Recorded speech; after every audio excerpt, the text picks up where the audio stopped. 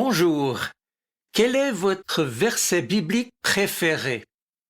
Je veux dire celui qui vous a le plus marqué ou qui vous encourage à aller de l'avant. Eh bien, pour moi, c'est celui de Philippiens chapitre 4, verset 4 et suivant. L'apôtre Paul écrit ceci. Soyez toujours joyeux d'appartenir au Seigneur. Je le répète, soyez joyeux. Pour le dire autrement, on peut aussi traduire « Réjouissez-vous ». Et Paul poursuit ainsi, à destination de ses lecteurs chrétiens, je le cite, « Que votre bonté soit évidente aux yeux de tous. Le Seigneur viendra bientôt. Ne vous inquiétez de rien, mais en toutes circonstances, demandez à Dieu, dans la prière, ce dont vous avez besoin, et faites-le avec un cœur reconnaissant.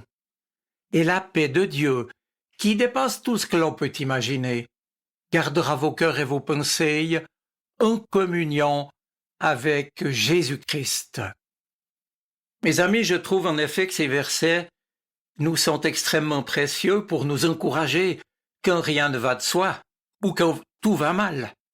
Mais alors pourquoi se réjouir, peut-on me demander, quand tout va mal?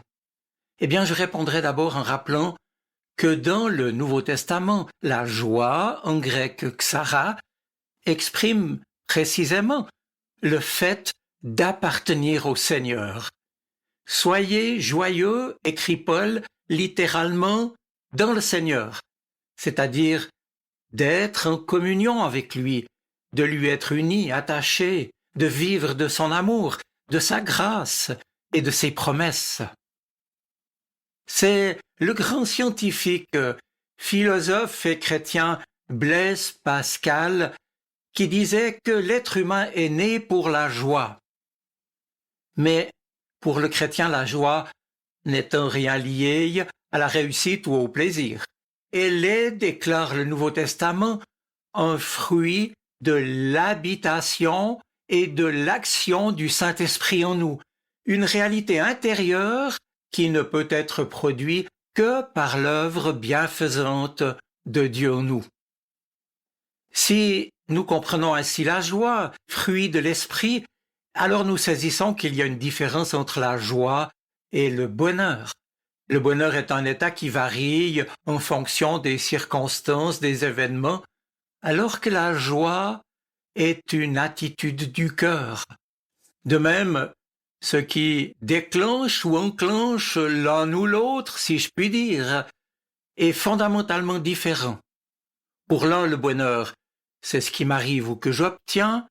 Pour l'autre, la joie, une présence qui m'est donc donnée et qui m'habite quoi qu'il puisse m'arriver ou ce dont je puis manquer. Cela dit, je vous fais remarquer que la racine grecque du terme joie, qui est donc chara, est justement la même que charis, le mot qui désigne la grâce ou le cadeau en français. La joie est ainsi à la fois un don de Dieu et notre réponse à ces dons, à commencer par le plus grand, celui de lui appartenir, et pour lui, réciproquement, de prendre soin de nous dans son amour. Autrement dit, notre joie dépend fondamentalement de notre attachement à Dieu.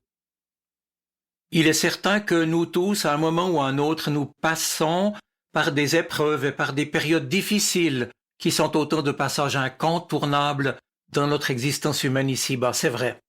Mais pendant ces temps d'épreuve, comment réagissons-nous? Et surtout, comment réagissons-nous en tant que chrétiens? Est-ce que nous nous apitoyons sur notre sort? Est-ce que nous nous irritons contre Dieu? Ou bien est-ce que nous lui remettons toutes choses et faisons tout pour garder notre joie et lui dire notre confiance? S'apitoyer sur sa situation ne contribue en rien, on le sait, à la faire évoluer, ni d'ailleurs notre irritation ou nos lamentations. Face aux circonstances difficiles, le Nouveau Testament nous invite donc à rechercher notre joie dans cette réalité qui change nos perspectives, à savoir que nous appartenons au Seigneur qui nous aime et que nous pouvons malgré tout lui exprimer notre louange et notre reconnaissance. Pourquoi, encore une fois, agir de la sorte? Eh bien simplement parce que la Bible nous dit que c'est précisément notre joie qui est notre force. C'est la présence même de l'Esprit de Dieu en nous qui nous accorde cette joie, qui nous permet de tenir, d'avancer et même d'aller au combat pour remporter des victoires par la foi. La joie du Seigneur sera ta force, est-il dit dans le livre de Néhémie. Dieu nous veut dans sa joie, et c'est aussi ce à quoi Jésus appelait ses disciples quand il leur disait, alors qu'il allait tout soudainement être arrêté et condamné, « Vous êtes dans la peine maintenant, mais je vous reverrai. Alors votre cœur se réjouira et votre joie, personne ne pourra vous l'enlever. » Notre joie, bien entendu, ne provient pas de l'épreuve elle-même, mais elle est le fruit de notre espérance en Dieu et en son secours, car nous savons qu'il est fidèle et encore une fois qu'il prend soin de nous. La joie du chrétien lui est accordée parce que le Christ vit en lui. Elle ne dépend pas des circonstances et en ce sens, elle est littéralement extraordinaire.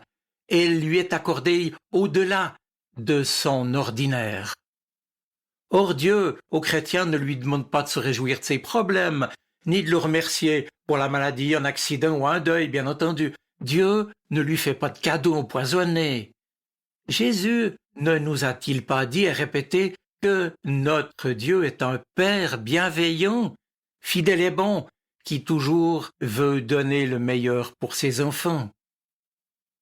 Comme dans le livre des psaumes, nous sommes alors invités à notre tour à confier toute chose au Seigneur, à déposer devant lui ce qui nous pèse ou qui nous blesse.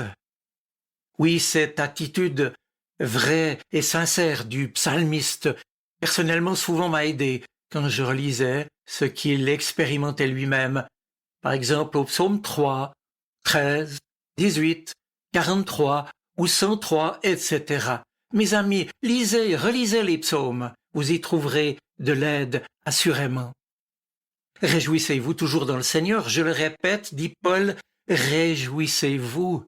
Et puis ne vous inquiétez de rien, mais en toute chose, faites connaître vos besoins à Dieu par des prières et des supplications dans une attitude de reconnaissance. Et la paix de Dieu, qui dépasse tout ce que l'on peut comprendre, gardera votre cœur et vos pensées en Jésus-Christ. Je comprends cette exhortation de Paul comme une promesse. Soyez toujours joyeux d'appartenir au Seigneur, je le répète, soyez joyeux.